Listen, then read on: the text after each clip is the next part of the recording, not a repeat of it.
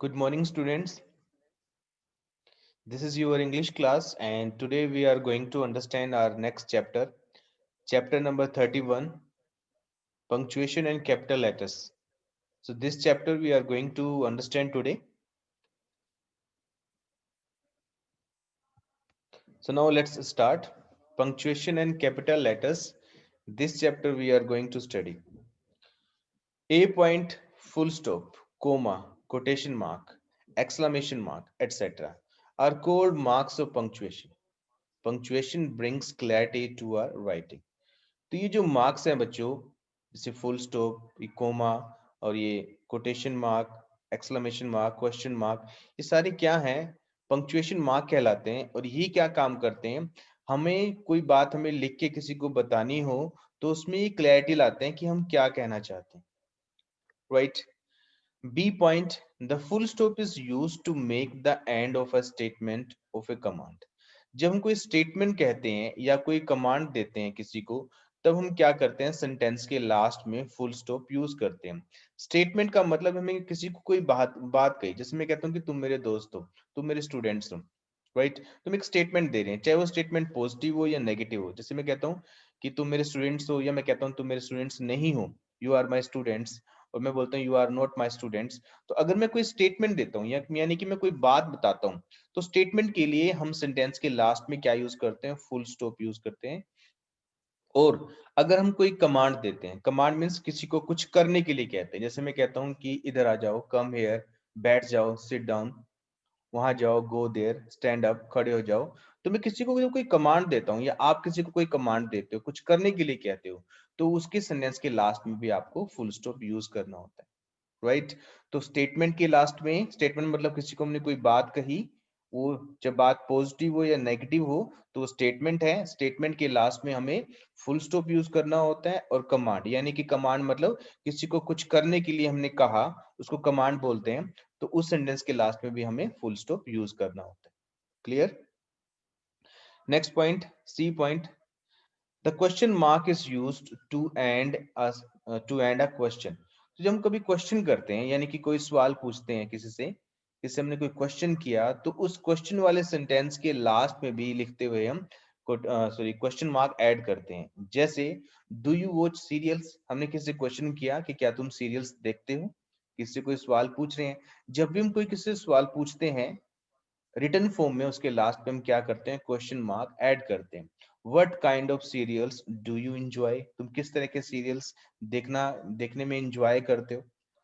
तो हम क्वेश्चन कर रहे हैं, कोई सवाल पूछ रहे हैं, किसी कुछ कह रहे हैं कि उसका आंसर बताने के लिए, तो वहां पे हम क्या करते हैं? क्वेश्चन मार्क ऐड करते हैं सेंटेंस के लास्ट में, राइट? अगर कोई स्टेटमेंट हो, सिंपल स्टेटमेंट हो, चाहे नेगेटिव हो चाहे पॉजिटिव हो, उसमें जिसमें हम क्वेश्चन नहीं कर रहे हो, तो वहां पे हम उसके लास्ट में फुल स्टॉप ऐड करते हैं। अगर कोई सवाल पूछ रहे हैं, क्वेश्चन कर रहे हैं, तो लास्ट में हम कोटेशन क्वेश्चन मार्क ऐड करते हैं। D point, the exclamation mark is used at the end of an exclamation. तो जब कभी हम एक्सक्लेमेटरी सेंटेंस बोलते हैं, यानी कि ऐसे सेंटेंस बोलते हैं जिसमें हम अपनी सडन फीलिंग को एक्सप्रेस करते हैं। सडन फीलिंग, हमने कोई अच्छी चीज देखी, हमें अच्छी लगी, और अचानक से कोई सेंटेंस बोल दिया उसके बारे में, तो वो जो सेंटेंस है वो आपकी सडन फीलिंग को एक्सप्रेस कर रहा है, बता रहा है। आपने कोई चीज देखी, आपको बहुत गंदी लगी, आपने देख के अचानक से कोई सेंटेंस बोल दिया बिना सोचे समझे, तो वो जो सेंटेंस होता है वो एक्सक्लेमेटरी सेंटेंस होता है। आपने एक अच्छी सी डोल देखी, डोल आपको देखती बहुत अच्छी लगी, आपने एकदम से नेस बोला कि कितनी अच्छी डोल है। अब इंग्लिश में बोलते हो व्हाट अ ब्यूटीफुल डोल। तो वो जो व्हाट अ ब्यूटीफुल डोल है वो एक एक्सक्लेमेटरी सेंटेंस है, उसके लास्ट में आपने एक्सक्लेमेशन मार्क लिखना होता है, लगाना होता है। आपने कोई डॉग देखा, बहुत गंदा सा डॉग लगा आपको, आप कहते हो कि कितना गंदा कुत्ता है, या आप बोलते हो कि how dirty dog this is, it is. तो वो के सेंटेंस क्या है? वो एक्सक्लेमेटरी सेंटेंस है, जो ऐसे सेंटेंस जो आपके माइंड में आई सडन फीलिंग को एक्सप्रेस करते हैं। बेसिकली जब हम किसी को लाइक या डिसलाइक करते हैं, तो जब ऐसे सेंटेंस बोलते हैं तो उनके लास्ट में हम एक्सक्लेमेशन मार्क ऐड करते हैं। जैसे what a stupid answer she gave, उसने कितना स्टूपिड आंसर दिया है। How kind of you to have come, तुम कितने अच्छे, तुम कितने काइंड हो। तो इस तरह के सेंटेंस के लिए हम क्या करते हैं? एक्सक्लेमेशन मार्क ऐड करते हैं। Next, the comma indicates the shortest pause. We use it within a sentence for greater clarity of meaning. तो कोमा को हम यूज करते हैं जब हम कोई छोटा सा पोज देना होता है सेंटेंस के अंदर, एक ठहराव देना होता है, उस सेंस के लिए हम क्या करते हैं, सेंटेंस के अंदर कोमा लगाते हैं। कहाँ कहाँ लगाते हैं, let's understand them. We use a comma to separate words or phrases in series. जब एक सीरीज में हम बहुत सारे वर्ड्स लिख देते हैं, जब एक सीरीज में हम बहुत सारे वर्ड्स लिख देते हैं, उन सीरीज में से उन वर्ड्स को सेपरेट करने के लिए उनके बीच में हम क्या करते हैं, कोमा यूज करते हैं। जैसे our heroes can sing, dance, ride, swim and fight. तो यहाँ पे हमने एक ही हम अपने हीरोज की बारे में बात कर रहे हैं कि हमारे जो हीरोज हैं वो डांस कर सकते हैं, सिंग कर सकते हैं, राइड कर सकते हैं, स्विम कर सकते हैं, फाइट कर सकते हैं। तो बहुत सारे वर्ब्स यूज कर रहे हैं एक साथ, तो उसमें हम क्या करेंगे, कोमा कोमा लगा के उसको अलग अलग दिखाते हैं। लास्ट वाले वर्ब से पहले, लास्ट वाले वर्ड से पहले हम एंड यूज करते हैं, right. Second examples, we have a drawing room, two bedrooms, attached bathrooms, a big kitchen and a balcony in our house. तुम अपने हाउस की चीजें बता रहे हैं कि हमारे हाउस में क्या क्या है, तो उनको बताने के लिए हमने क्या लिस्ट, मतलब एक उनको क्या कहते हैं, एक सेपरेट करने के लिए उन फ्रेजेस को, उन वर्ड्स को सेपरेट करने के लिए जो सीरीज में लिखे जाते हैं वहां पे हम कोमा लगाते हैं। लास्ट वाले से पहले हम एंड यूज करते हैं, बाकी सभी में हम कोमा यूज करते हैं, right. Next, we use it to separate a noun of address. देखो जब हम किसी को एड्रेस करते हैं ना, किसी को एड्रेस का मतलब होता है किसी को पुकारना। तो जब हम किसी को एड्रेस करते हैं, किसी को पुकारते हैं, तो उस सेंस के लिए भी हम उस नेम से पहले क्या करते हैं, वहां पे कोमा यूज करते हैं। जैसे मैं किसी को कहूं कि अनुज इधर आओ, तो मैं अनुज को पुकार रहा हूं, तो अनुज के बाद कोमा लिखना है, अनुज प्लीज कम हियर, राइट। जैसे मैं, मुझे किसी से पूछना है, अनुज तुम हर रोज कितने बजे उठते हो, तो अनुज एक एड्रेसिंग वर्ड हो गया, उसको एड्रेस कर रहा हूं मैं। तो जिसको हम एड्रेस कर रहे होते हैं उसके नाम के बाद कोमा लगाते हैं, उसके बाद वो बात लिखते हैं जो बात हम बोल रहे हैं, जो बात हमने लिखना चाह रहे हैं, कहना चाह रहे हैं। Like we use it to separate a noun of address, ना जिसको हम एड्रेस करते हैं उस नाउन को अलग करने के लिए, सेपरेट करने के लिए हम कोमा यूज करते हैं। Anshu please help me clean my room, Anshu को बोल रहे हैं कि मेरे को रूम हेल्प करने में मेरी हेल्प करो आप। When did you buy these beautiful jeans? तो रजत, हम रजत को कह रहे हैं कि रजत तुमने ये ब्यूटीफुल जीन्स कब ली थी। तो रजत जो है वो एक एड्रेसिंग वर्ड है, इसको हम पुकार रहे हैं, जिससे हम बात कर रहे हैं, राइट। तो एड्रेसिंग वर्ड को यानी कि नाउन को, नाउन से पहले भी हम कोमा यूज करते हैं। अगर स्टार्टिंग में लिखेंगे तो उसके बाद कोमा यूज करेंगे, लास्ट में लिखेंगे तो उससे पहले कोमा यूज करेंगे, उसको सेपरेट करने के लिए, उसको अलग दिखाने के लिए। Next, we use it to separate expression like yes, no, oh, well. तो इस तरह की जो वर्ड्स होते हैं yes, no, oh, well, तो उनको सेपरेट दिखाने के लिए, अलग से दिखाने के लिए भी उनके बाद हम कोमा यूज करते हैं। जैसे no, I have no time to spare this evening। तो नो को हमने अलग दिखाने के लिए, वो अलग एक बात है, अलग एक एक्सप्रेशन है, तो उसको दिखाने के लिए हमने कोमा लगा दिया। Well I will try my best, well के बाद हमने कोमा लगा दिया क्योंकि वो अलग एक्सप्रेशन है, इस बात से थोड़ा सा कनेक्टेड नहीं है, अलग उसको दिखाने के लिए हमने वेल के बाद कोमा लगा दिया। Next, we use it to separate expressions like however, in fact, too. तो हाउएवर और इनफैक्ट जो हम यूज करते हैं, ये भी अलग अलग इंप्रेशन को शो करते हैं। हाउएवर का मतलब होता है फिर भी, और इनफैक्ट का मतलब होता है सच में या वास्तव में। जैसे Rahul lost some early points, Rahul ने जो स्टार्टिंग के पॉइंट्स थे वो लॉस्ट कर दिए, यानी कि गुआ दिए। हाउएवर, फिर भी, he was able to win the match, फिर भी वो मैच जीत सका, जीत गया। तो हाउएवर एक अलग एक्सप्रेशन होता है, तो उसके लिए अलग दिखाने के लिए हम कोमा यूज करते हैं। This order was in fact issued by principal, ये जो ऑर्डर था वास्तव में प्रिंसिपल के द्वारा इशू किया गया था। तो इनफैक्ट को अलग दिखाने के लिए भी हम कोमा यूज करते हैं। इसको स्टार्टिंग में यूज करेंगे तो एक ही कोमे की नीड होगी, बीच में यूज करें तो यहाँ पे भी कोमा लगाना होगा, यहाँ पे भी, ताकि वो उसको सेपरेट दिखा सके कि वो पार्ट इन सेंटेंस से अलग है। Next, we use it to separate question tags. देखो जब हम क्वेश्चन टैग्स यूज करते हैं उस सेंस के लिए भी हम क्या करते हैं, कोमास को यूज करते हैं। क्वेश्चन टैग क्या होता है, क्वेश्चन टैग जब हम कोई एक स्टेटमेंट बोलते हैं, जब हम कोई एक सेंटेंस बोलते हैं, वो सेंटेंस पॉजिटिव या नेगेटिव होता है, राइट। तो उसके लास्ट में कुछ वर्ड्स ऐड कर दिए जाते हैं अपनी बात को कंफर्म करने के लिए। जैसे हिंदी में हम बोलते हैं, अपने फ्रेंड को बोलते हैं, अपने या भाई बहन को बोलते हैं, तुम मेरे भाई नहीं, तुम मेरे भाई हो, नहीं हो क्या? तो अपने हमने एक सेंटेंस बोला, उसको कंफर्म करने के लिए हम कुछ वर्ड्स ऐड कर देते हैं, उसको बोलते हैं क्वेश्चन टैग। तुम मेरे, जैसे हम बोलते हैं कि तुम मेरे साथ मार्केट चलोगे, नहीं चलोगे क्या? तो लास्ट में जो हमने पार्ट बोला है उस पार्ट को बोलते हैं क्वेश्चन टैग। तो इंग्लिश में भी हम क्वेश्चन टैग लिखते हैं और बोलते हैं। तो जब लिखते हैं तो उससे पहले हमें कोमा यूज करना होता है, ताकि हम सामने वाले को शो कर सके ये जो पार्ट है उससे सेपरेट है, उससे अलग है। जैसे you were present yesterday, you were present yesterday weren't you, तुम कल प्रेजेंट थे क्या नहीं थे, प्रेजेंट नहीं थे, यानी कि हमने ये वरंट यू लगा दिया। इस पार्ट को बोलते हैं क्वेश्चन टैग। तो इससे पहले हमें क्या यूज करना है, कोमा यूज करना, right. Next, she didn't take her work seriously, did she? तो हम कह रहे हैं कि वो अपना वर्क सीरियस नहीं ले लेती, लेती है क्या, यानी कि डिड शी लिख दिया हमने, वो क्या है, हमारा क्वेश्चन टैग है। उस क्वेश्चन टैग से पहले हमें यहाँ पे कोमा यूज करना होता है।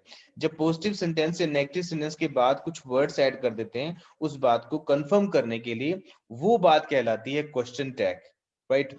और उस बात को मेन सेंटेंस से अलग करने के लिए हम लिख देते हैं, हम यूज करते हैं कोमा, ताकि हम शो कर सकें कि ये जो बात है, ये जो एक्सप्रेशन है, ये इस बात से अलग है, right. Next, the apostrophe, the apostrophe is used in following ways. ये इस तरह का जो कोमा होता है सेंटेंस की जो वर्ड के ऊपर लिखा जाता है, उस कोमे को बोलते हैं अपोस्ट्रोफी, राइट। तो अपोस्ट्रोफी कहाँ यूज करते हैं वो हमें समझना है। टू शो पोजेशंस, तो जब पोजेशन को शो करना हो, यानी कि अधिकार को शो करना हो, यानी कि ये दिखाना हो कि वो चीज किसकी है, तो उस सेंस के लिए हम क्या करते हैं, अपोस्ट्रोफी को यूज करते हैं। जैसे कि Tina's frock is very pretty, जो टीनाज का फ्रॉक है, यानी कि टीना एक गर्ल का नाम है, उसका जो फ्रॉक है। तो यहाँ पे मैं फ्रॉक का पोजेशन दिखा रहा हूँ कि फ्रॉक के ऊपर पोजेशन किसका है, टीना का है। तो टीना का पोजेशन है फ्रॉक के ऊपर, यानी कि टीना का अधिकार है फ्रॉक के ऊपर, वो जो फ्रॉक है वो टीना का है। तो इस तरह की चीज हमें दिखानी हो, किसका, किसी का पोजेशन दिखाना हो, अधिकार दिखाना हो कि वो चीज किसकी है, तो वहां पे हम क्या करते हैं, उस नेम के बाद अपोस्ट्रोफी यूज करते हैं, फिर एस यूज करते हैं, फिर वो नाम लिखते हैं। जैसे ये Tina's frock is very pretty, जो टीना का फ्रॉक है वो बहुत प्रीटी है, बहुत सुंदर है। नेक्स्ट, चिल्ड्रंस रूम, जो रूम है वो चिल्ड्रन से बिलोंग करता है, तो यानी कि वो रूम है, बच्चों का रूम है। तो children's room should be well decorated, right. तो यहाँ पे पोजेशन को दिखा रहा हूँ कि वो चिल्ड्रंस का पोजेशन है, रूम, रूम के ऊपर, और रूम के ऊपर पोजेशन इनका है चिल्ड्रन का। Next, the teachers flats are close to school building, तो टीचर्स के फ्लैट्स हैं, मैं फ्लैट्स पे अधिकार दिखा रहा हूँ, पोजेशन दिखा रहा हूँ, किसका, वो फ्लैट्स किसके हैं, टीचर्स के हैं। तो teachers flats are close to school building, क्योंकि यहाँ पे एक टीचर की बात नहीं कर रहे, टीचर्स की बात कर रहे हैं, इसके इसलिए हमने अपोस्ट्रोफी के बाद एस नहीं लगाया, कि अगर अपोस्ट्रोफी से पहले एस आ जाता है तो अपोस्ट्रोफी के बाद एस नहीं लिखा जाता, राइट। यहाँ पे देखो अपोस्ट्रोफी से पहले एस नहीं है तो हमने एस लगा दिया, यहाँ पे एस नहीं है तो यहाँ पे हमने एस लगा दिया, परंतु अगर पहले हो तो बाद में नहीं लिखा जाता, राइट। तो हमने यहाँ पे उसके बाद अपोस्ट्रोफी यूज करना होता है जब हमें किसी का अधिकार दिखाना हो, पोजेशन दिखाना हो। टू राइट शॉर्ट फॉर्म्स, देखो हम शॉर्ट फॉर्म लिखते हैं, जैसे डू नोट की, इज नोट की, एम नोट की, वॉज नोट की।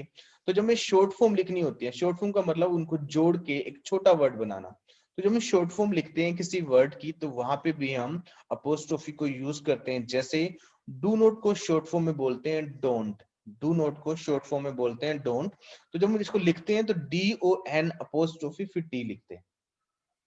उसी तरह इज नोट को लिखते हैं इजंट, इज नोट को इजंट लिखते हैं ISN apostrophe to, so T, इस तरह हम लिखते हैं उसको। देन आई एम को आई एम लिखते हैं, आई अपोस्ट्रोफी फिर एम, आई एम, राइट। जो में शॉर्ट फॉर्म लिखनी हो किसी वर्ड की, तो वहां पे भी हम अपोस्ट्रोफी को यूज करते हैं। Next, G point, we use inverted commas to enclose the exact words spoken by a person। जब किसी पर्सन के द्वारा एग्जैक्ट वर्ड्स बोले जाते हैं तो वहां पे उनको हम दिखाने के लिए, बताने के लिए इन्वर्टेड कोमास यूज करते हैं। इन्वर्टेड कोमास क्या होते हैं? जब ऊपर वाली साइड दो कोमा और इस उसके बाद लास्ट किसी वर्ड के सेंटेंस के लास्ट में दो कोमास यूज करते हैं, तो वो कोमास कहलाते हैं इन्वर्टेड कोमास, राइट। इनको हम इन्वर्टेड कोमास भी बोलते हैं और कोटेशन मार्क्स भी बोलते हैं। The teacher said let me explain to you the problem. Teacher ने कहा कि मुझे आपको प्रॉब्लम एक्सप्लेन करने दो। अभी टीचर की कही हुई बात को हम बोल रहे हैं, टीचर की कही हुई बात जो है उसको हमने क्या किया है? कोटेशन मार्क यानी कि इन्वर्टेड कोमास में रखा है। इन्वर्टेड कोमास में किसकी बात को रखते हैं? किसी की कही हुई बात को हम रखते हैं इन्वर्टेड कोमास के अंदर। Next, the chief guest said, chief guest ने कहा I am glad to see the result of this school. तो ये जो बात है सेम उसी के वर्ड्स की है, वर्ड्स में लिखी गई है जो चीफ गेस्ट ने कहे। तो किसी की कही हुई बात को उसी के वर्ड्स में लिखते हैं, तो उन वर्ड्स को हम इन्वर्टेड कोमास के अंदर लिखते हैं, ताकि हम ये शो कर सके कि हमने कोई चेंज नहीं किया इन वर्ड्स में। जो वर्ड स्पीकर ने बोले हैं वही के वही वर्ड्स वहां पे यूज किए गए हैं, इसलिए उनको हम इन्वर्टेड कोमास में लिखते हैं, right. Now let's talk about the capital letters. हमें कैपिटल लेटर कहाँ यूज करना होता है? कैपिटल लेटर मतलब बड़े लेटर्स में कोई वर्ड लिखना या कोई लेटर लिखना। Capital letters, the first word of a sentence begins with the capital letter. जब भी हम कोई सेंटेंस स्टार्ट करते हैं तो उस सेंटेंस का पहला जो वर्ड होता है उसका फर्स्ट लेटर हम कैपिटल लेटर में लिखते हैं, राइट। किसी भी सेंटेंस का जो पहला वर्ड होता है, पहला लेटर होता है, उसको हम कैपिटल लेटर में लिखते हैं। जैसे pollution is increasing day by day, इस सेंटेंस का फुल स्टॉप पे सेंटेंस एंड हो गया। इस सेंटेंस का ये पहला वर्ड है उसका, इसलिए पहला लेटर क्या है? कैपिटल है। Do do not tease the animals in the zoo. तो जू के अंदर एनिमल्स को मत टीज करो, तो पहला सेंटेंस का सॉरी सेंटेंस का पहला वर्ड है उसका फर्स्ट लेटर हमें कैपिटल लिखना होता है। Clear? Point two, all proper nouns and the adjectives formed from them begin with the capital letter। जितने भी हमारे proper adjectives होते हैं और proper nouns होते हैं, नाम क्या होते हैं? नाउन्स क्या होते हैं? नेम होते हैं। जो proper name होते हैं, proper name का मतलब है कि ऐसा नेम जिसके जैसे कोई दूसरा ना हो, तो उस नेम को बोलते हैं proper name। जैसे मैं घुंडा बोलता हूँ तो घुंडा तो एक ही है, तो घुंडा क्या है? proper noun है। जैसे मैं बोलता हूँ कि सिटी यानी कि शहर, शहर तो कोई भी हो सकता है, करनाल भी एक शहर है, पानीपत भी एक शहर है, घुंडा भी एक शहर है। तो शहर क्या है? वो प्रॉपर नाउन नहीं है, राइट। जैसे मैं इंडिया बोलता हूँ, इंडिया तो एक ही है, तो इंडिया क्या है? प्रॉपर नाउन है। मैं बोलता हूँ कंट्री, बोलता हूँ कंट्री कोई भी हो सकती है, पाकिस्तान भी एक कंट्री है, इंडिया भी एक कंट्री है, चाइना भी एक कंट्री है। तो अगर मैं प्रॉपर नाउन बोलता हूँ, प्रॉपर नाउन मतलब ऐसा नेम जिसकी जैसा कोई दूसरा ना हो, और प्रॉपर नाउन और प्रॉपर एडजेक्टिव्स, प्रॉपर एडजेक्टिव्स क्या होते हैं? जो प्रॉपर नाउन से बने होते हैं। तो प्रॉपर नाउन और प्रॉपर एडजेक्टिव्स का जो फर्स्ट लेटर होता है वो भी कैपिटल में लिखा जाता है। जैसे इंडिया, इंडियन, मंडे, मंडे क्या है? ये दिनों के नाम होते हैं, यही प्रॉपर नाउन होते हैं। January, the Gita, the Indian Express, mountain Everest, ये क्या हमारे प्रॉपर नाउन्स और प्रॉपर एडजेक्टिव्स होते हैं, इनका फर्स्ट लेटर भी कैपिटल लेटर होता है। Next, every new line of a poem usually begins with a capital letter। जो poems की लाइन होती है, हर एक जो नई लाइन होती है poems के अंदर, तो वो जो लाइंस होती हैं उनका भी पहला लेटर कैपिटल होता है। जैसे I know a funny little man as quiet as a mouse। तो as और I का हमने फर्स्ट लेटर कैपिटल लिखा है क्योंकि poems की लाइन है, तो poems की लाइन का पहला लेटर कैपिटल होता है। Fourth point, the pronoun I and the word O are usually written in the capital। जब हम I को और O को वर्ड की तरह सेंटेंस में यूज करते हैं तो यूजुअली उसको हम कैपिटल लेटर में लिखते हैं। Important words in a heading begins with the capital letters। जो जब कोई हेडिंग लिखते हैं ना, जब कोई किसी का नाम लिखते हैं, जैसे चैप्टर का नेम होता है, तो उसमें जो इंपॉर्टेंट वर्ड्स होते हैं, इंपॉर्टेंट वर्ड्स कौन से होते हैं? उन इंपॉर्टेंट वर्ड्स में हम कंजंक्शंस को छोड़ देते हैं और प्रेपोजिशंस को छोड़ देते हैं, बाकी ऑलमोस्ट सारे वर्ड्स इंपॉर्टेंट्स होते हैं, और आर्टिकल्स को भी छोड़ देते हैं। तो उनके अलावा जो वर्ड्स होते हैं वो हमें क्या करने होते हैं? कैपिटल लेटर में लिखना होता है, फर्स्ट लेटर उसका कैपिटल लिखना होता है। जैसे ये नेम है अ टेल ऑफ टू सिटीज, ये नेम है किसी चैप्टर का, किसी स्टोरी का, किसी मूवी का हो सकता है। तो उनके नेम के पहले जो वर्ड्स होते हैं, उनके वर्ड के जो पहला लेटर होता है वो कैपिटल करना होता है। ये जो क्या है? ऑफ क्या है? प्रेपोजिशन, इसको कैपिटल नहीं करना होता। यहाँ पे ऑफ प्रेपोजिशन है, यहाँ पे ए आर्टिकल है, तो आर्टिकल, प्रेपोजिशन और कंजंक्शन को छोड़ के सभी लेटर्स वो इंपॉर्टेंट होते हैं, तो उनको हमें कैपिटल लेटर में लिखना होता है जब वो किसी का नेम होते हैं, right. Insert commas wherever necessary in following sentences. तो इन सेंटेंसेस में आपने कोमास को इंसर्ट करना है। For your convenience, I have done this, but I will make you understand why I have used these commas on that place. हम इन commas को use करने हैं आपकी convenience के लिए। मैंने इस exercise को कर दिया आपके लिए, but आपको मैं समझाऊंगा कि यहाँ पे हमने commas क्यों use किए। Right? First sentence. Do you need my help? Yes, I do. तो मैंने बताया था yes और no के बाद हम comma use करते हैं, तो yes को separate करने के लिए हमने वहां पे yes के बाद comma use करना है first sentence में। Will you speak a bit loudly? रचित, रचित क्या है वहां पे एक एड्रेस करने वाला वर्ड है जिसको हम एड्रेस कर रहे हैं, तो रचित से पहले हमें कोमा यूज करना है। अगर रचित को हम स्टार्टिंग में यूज करते सेंटेंस में लिखा होता तो रचित के बाद वहां पे कोमा होता। द रूम वो small dark dirty and smelly. तो हम उसके अलग अलग रूम के एडजेक्टिव्स बता रहे हैं कि रूम क्या है, डर्टी भी है, डार्क भी है, स्मेली भी है। तो हम उसके अलग अलग उसके एडजेक्टिव्स बता रहे हैं, तो उनको लिखने के लिए हम बीच में कोमा लगाते हैं, परंतु लास्ट वाले से पहले हमने एंड लिखते हैं। राइट? अगर यहाँ पे 4 एडजेक्टिव्स होते हैं तो एक और लिखते हैं, वहां पे कोमा लगाते हैं, परंतु यहाँ 3 है, लास्ट वाले से पहले एंड लिखते हैं, बाकी में हम कोमा लगाते हैं। Delhi is one of most polluted cities, isn't it? तो यहाँ पे क्या है, क्वेश्चन, सॉरी क्वेश्चन टैग लिखा गया है, क्वेश्चन टैग से पहले भी हम कोमा लगाते हैं। Right? The question paper was very difficult. जो क्वेश्चन पेपर था बहुत डिफिकल्ट था। 2 questions were in fact out of our course. 2 question थे इनफैक्ट, इनफैक्ट से पहले हमें कोमा लगाना होता है, तो यहाँ हमने उससे पहले और बाद में हमने कोमा लगाया उस एक्सप्रेशन को अलग से दिखाने के लिए। Oh I did not know that. So यहाँ पे कोमा लगाना रह गया, यहाँ पे आपने खुद कोमा लगा लेना। ओ के बाद भी कोमा आता है, तो यहाँ पे अपने आई से पहले कोमा लगाना है। राइट? आई से पहले अपने कोमा लगाना है, मैंने यहाँ नहीं लगाया, बाय मिस्टेक रह गया, तो अपने यहाँ पे कोमा लगाना है आई से पहले। Next, all our hopes lay with Gaurav. He, however, got out in the very first over. तो however से पहले भी हमने यहाँ पे क्या करना है, कोमा लगाना है। however अगर बीच में दिया है तो आगे और पीछे दोनों जगह कोमा लगता है, अगर स्टार्टिंग में दिया होता है तो उसके बाद लगता है just. Right? Next, insert apostrophe wherever needed. Apostrophe add करना है। अपोस्ट्रोफी मतलब ऊपर लिखा हुआ कोमा जो होता है उसको अपोस्ट्रोफी बोलते हैं। जहां पे नीड हो वहां पे हमने अपोस्ट्रोफी लगाना है। जैसे केमिस्ट शोप, तो हम क्या लिखेंगे, आ केमिस्ट शोप, यानी कि केमिस्ट के बाद कोमा फिर एस फिर शोप, केमिस्ट शोप। अब यहाँ पे एक केमिस्ट की बात नहीं कर रहे, बहुत सारे केमिस्ट की बात कर रहे हैं, एस ऑलरेडी दिया हुआ है, तो वहां पे एस के बाद कोमा लगाना है। विकास बैग, विकास, तो विकास के बाद कोमा लगाना है। जो एस है वो उसके नेम में इंक्लूड है, उसे सिंगुलर से प्लूरल बनाने वाला एस नहीं है, वो उसके नेम में ही इंक्लूड है, इसलिए वहां पे हमने एस लगाया, यानी कि एस के बाद एस लगा दिया है। राइट? वुमेन्स हॉस्टल, तो वुमेन्स हॉस्टल यानी कि वुमेन के बाद हमें कोमा लगाना है, उसके बाद एस लिखना है। कैंगरूज पाउच, कैंगरू के बाद कोमा लगाना है, सॉरी अपोस्ट्रोफी लगाना है, फिर एस लिखना है, फिर पाउच लिखना है। ऑफिसर्स फ्लैट, ऑफिसर्स में दिया हुआ है एस, फ्लैट्स है यहाँ पे, ऑफिसर्स के फ्लैट की बात कर रहे हैं, एक ऑफिसर के फ्लैट की बात नहीं कर रहे, बहुत सारे ऑफिसर्स की फ्लैट की बात कर रहे हैं, तो एस के बाद कोमा लगाना है, फिर फ्लैट्स लिखना है। बेबीज ड्रेसेस, तो बेबीज के बाद एस लगाना है। डॉक्टर दास क्लास, दास डी एस, फिर कोमा फिर एस, जो ऐसे नेम में इंक्लूड है, नेम के अंदर ही एस, स्पेलिंग के अंदर एस है, इसलिए हमने यहाँ पे एस लगाया है, और फिर हमने क्लास लिखा है।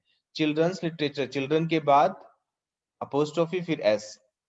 The this child's parents, child के बाद अपोस्ट्रोफी फिर एस फिर पेरेंट्स लिखना है।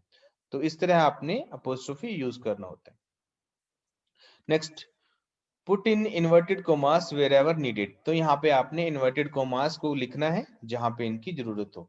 राइट? कैसे, who has made these certain curtains dirty, angrily asked the mother, तो मदर ने पूछा। यहाँ पे हमें क्या करना है, कोटेशन मार्क्स ऐड करने हैं, इन्वर्टेड कोमास। तो ये किसी के द्वारा कही हुई बात है, तो किसी के द्वारा कही हुई बात को हम क्या करते हैं, इन्वर्टेड कोमास में रखते हैं। तो ये बात कही गई है किसके द्वारा, मदर के द्वारा कही गई है बात, तो इस बात को हमने इन्वर्टेड कोमास में रख दिया। मिस्टर नोबडी सेड प्रेरणा, तो प्रेरणा ने कहा मिस्टर नोबडी, तो मिस्टर नोबडी उसके द्वारा कही हुई बात, तो यहाँ पे हमने इन्वर्टेड कोमास लिख दिए। The pussy cat where have you been आज द चाइल्ड, तो ये इन्वर्टेड कोमास में लिखें क्योंकि ये बात कही गई है। I have been to London to look at the queen said pussy cat, तो पुसी कैट ने ऐसा कहा, ये बात किसके द्वारा कही गई है, तो उसे कोटेशन मार्क में लिख दिया। What can you tell me about the great scientist of the 18th century? The teacher said to Vibhu. तो विभू को टीचर्स ने ये कहा, तो जो बात कही गई उसको इन्वर्टेड कोमास में लिख दिया हमने, यहाँ पे भी कोमा लगा दिए, इन्वर्टेड कोमास यहाँ पर भी।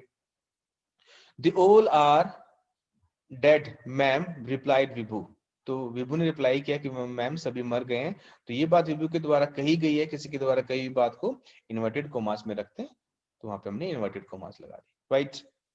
Now punctuate the flowing passage using capital letters wherever necessary. तो हमने क्या करना है, यहाँ पर पंक्चुएशन मार्क्स ऐड करने हैं, देखना है कि कौन से पंक्चुएशन मार्क की वहां पे नीड है, आपने वहां पे पंक्चुएशन मार्क ऐड करने हैं, right. So let's understand. I want to reach the moon, तो देखो आई जब भी आता है ना किसी सेंटेंस में आई, तो उसको हमेशा कैपिटल लेटर में लिखा जाता है, तो आई को वहां पे कैपिटल लेटर में लिखना है, आपने आई को यहाँ पे कैपिटल लेटर में लिखना है। I want to reach the moon said king Jang Bahadur, तो किसी के द्वारा कही हुई बात को है, हम ये कह रहे हैं कि किंग जैन बहादुर ने यहाँ पे कहा, तो इस बात को यहाँ पे कोमा लगाना है और ऊपर इन्वर्टेड कोमास लिखना है यहाँ पे, क्योंकि ये बात किसी के द्वारा कही गई है, किसके द्वारा कही गई है, किंग जैंग बहादुर। तो यहाँ पे मैं एक चीज लिखना भूल गया हूँ, तो किंग का के, जैंग का जे और बहादुर का बी, ये लेटर भी आपने कैपिटल लेटर लिखने हैं, ये लेटर, ये वर्ड्स जो नेम है ये कैपिटल लेटर्स में लिखने हैं, क्योंकि प्रॉपर नेम है, किसी का नाम है, किसी का नाम जब लिखते हैं तो उसका फर्स्ट लेटर हम कैपिटल लेटर करते हैं, तो के कैपिटल, जे कैपिटल और बी कैपिटल करना है। I forgot to write it, but आपने करना है। To his money, to his minister Ramchand, Ramchand क्या है, ये उसका किसी का नाम है, तो किसी का नाम का फर्स्ट लेटर हम कैपिटल लिखते हैं, तो राम का आर कैपिटल और सी चंद का सी कैपिटल करना है हमने, देन फुल स्टॉप, क्योंकि बात यहाँ पे पूरी हो गई है। But how do you plan to reach the moon? Your Majesty, it is too far off, said Ramchand. तो रामचंद ने ये बात कही, तो ये बात जो कही, इसको हमने इन्वर्टेड कॉमास में लिखना है, क्योंकि ये बात रामचंद के द्वारा कही गई है, और रामचंद का आर कैपिटल और चंद का सी कैपिटल करना है, वो भी मैं भूल गया यहाँ पे करना, बट आपको करना है। So R will be capital and C will be capital because it is a proper name. But, but एक नया सेंटेंस का पहला वर्ड है, तो यहाँ पे बी भी हमें कैपिटल करना है, राइट, बी भी हमें कैपिटल करना है, क्योंकि बट नए सेंटेंस का पहला वर्ड है, right. How do you plan to reach the moon, comma your majesty, it is too far off, तो इट्स जो हमारा नया वर्ड, नया सेंटेंस स्टार्ट है, तो नए सेंटेंस का पहला लेटर कैपिटल होता है, तो यहाँ पे इट लिखना है और इट के बाद अपोस्ट्रोफी डालना है, क्योंकि वो शॉर्ट फॉर्म है, इट्स है, इट्स यानी कि इट इज, तो इट के बाद भी हमने अपोस्ट्रोफी डालना है, फिर एस लिखना है, राइट। आई डोंट केयर, तो आई डोंट केयर, आई हमारा स्मॉल लिखा है, सो कैपिटल लिखना है। डू डू यानी कि इसको हम शॉर्ट फॉर्म में बोलते हैं डोंट, यानी कि डी ओ एन अपोस्ट्रोफी 50, यानी कि अपोस्ट्रोफी नहीं लिखा, अपने अपोस्ट्रोफी लगाना है, उसके बाद यहाँ पे फुल स्टॉप डालना है, क्योंकि यहाँ पे सेंटेंस पूरा हो गया है। फिर आई वॉन्ट टू, आई यहाँ पे स्मॉल लिखा, आई को हम हमेशा कैपिटल लेटर में लिखते हैं। I want to be the first man to reach the moon, फिर यहाँ पे कोमा अपोस्ट्रोफी, कोमा यहाँ पे कोटेशन मार्क, यहाँ पे inverted commas, said king Jang बहादुर, किंग जैंग बहादुर ने ये बात कही, तो इसलिए हमने यहाँ पे आगे और पीछे इन्वर्टेड कोमास यूज किए, और किंग जैंग बहादुर ये नेम है, तो इसका K capital, J capital and B capital, right. I hope you must have understood all about the punctuation mark and capital letter.